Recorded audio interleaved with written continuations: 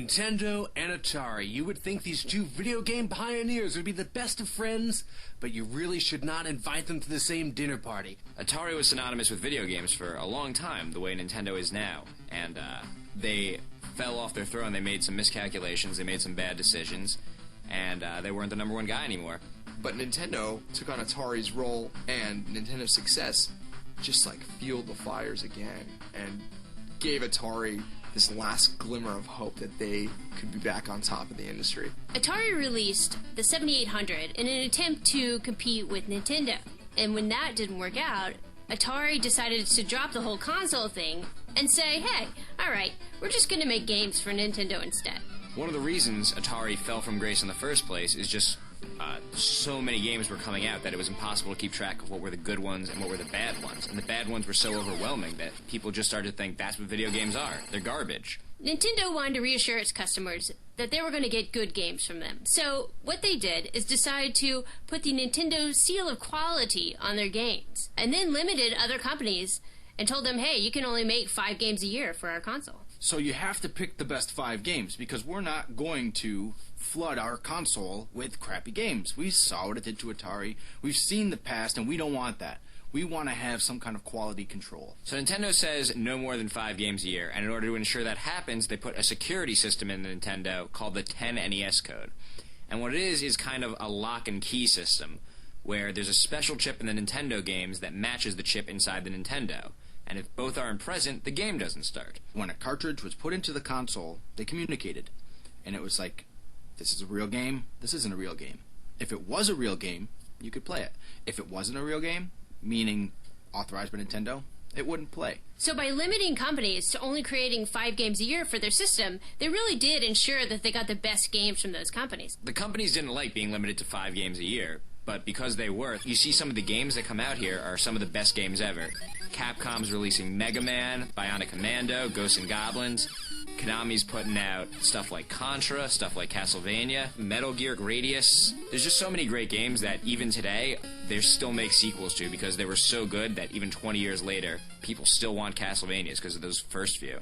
Okay, when Atari gets this news that Nintendo's only going to allow them 5 games, Atari's like, whoa, hold on a minute. We invented video games. We invented the home console.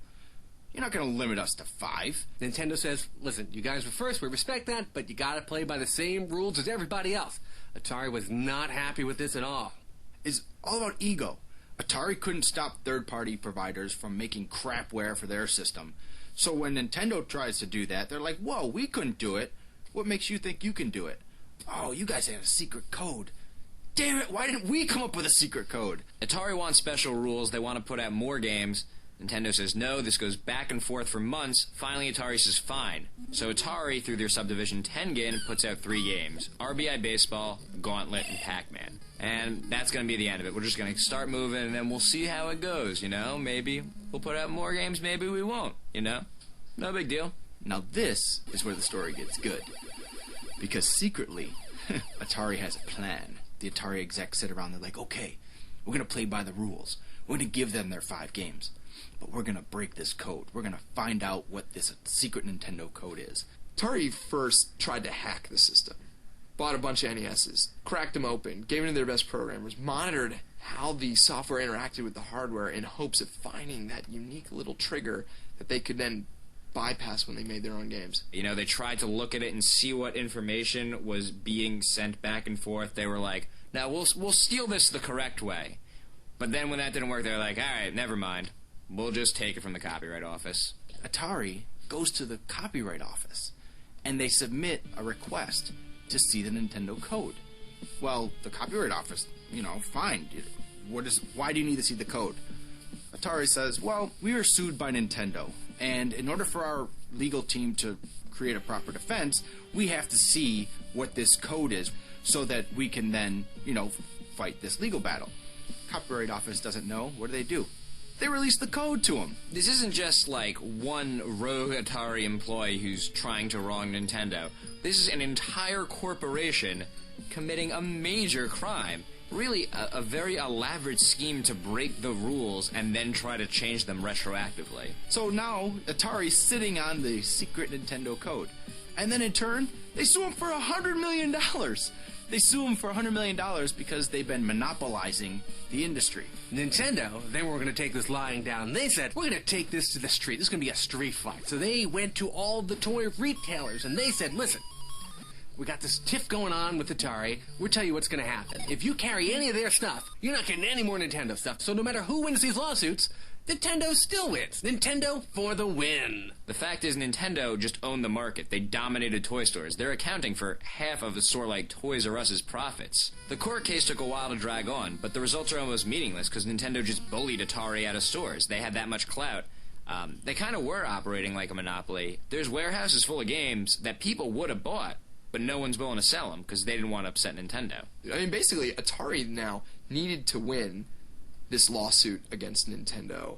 Everything rode on this because they weren't making any money in the marketplace with these games. What happens next, because they so clearly stole it using sneaky and underhanded, I mean, kind of like a Boris and Natasha style plot, because of the way they got this, they don't do very well in court. Atari brought a fair and valid antitrust argument to bear, but completely ruined their credibility by engaging in theft, in copyright theft. But it never even got to that.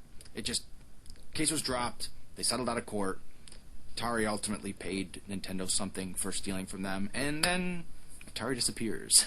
Eventually the code was cracked, as almost all codes are, and one person was making games, Wisdom Tree, who put out some classics like Sunday Funday. And basically they hacked a secret code and made Bible games. So Nintendo heard about it, and they were like, man, do we really want to sue these guys? You know, we're trying to tell parents, like, games aren't the devil, but then we're going to try to sue a church? I don't think so. Nintendo, in true fashion of the Bible, decided that they were just going to turn the other cheek on this one and let Wisdom Tree do their thing. This whole story is the beginning of a lot of bad blood between Nintendo and Atari, and it would continue for many years, but it was never really a big deal just because Atari was never really any competition. Atari always wanted to be what Sega would eventually become, which is a real second company with a real strong chance at dethroning the king.